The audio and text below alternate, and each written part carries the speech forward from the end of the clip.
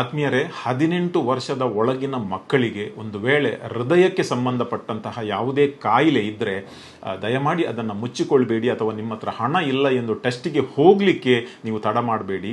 ನಿಮಗೊಂದು ಅಪೂರ್ವವಾದಂಥ ಅವಕಾಶವಿದೆ. ಮಂಗಳೂರಿನ ಅಮೃತಾನಂದಮಯಿ ಮಠ ಏನಿದೆ, ನಿಮಗೆಲ್ಲ ಗೊತ್ತು, ಅಮೃತಾನಂದಮಯಿ ದೇವಿಯವರು ತುಂಬಾ ಸಾಮಾಜಿಕ ಕೆಲಸಗಳನ್ನು ಮಾಡ್ತಾ ಇದ್ದಾರೆ ಇಡೀ ಭಾರತ ದೇಶದಲ್ಲಿ.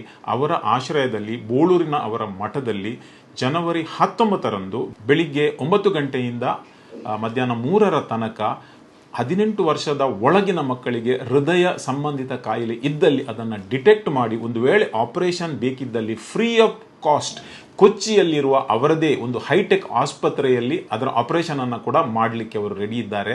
ಒಂದು ವೇಳೆ ನಿಮಗೆ ಇಂತಹ ಮಕ್ಕಳು ಗಮನಕ್ಕೆ ಬಂದರೆ ದಯಮಾಡಿ ಅವರಿಗೆ ಈ ವಿಷಯವನ್ನು ತಿಳಿಸಿ.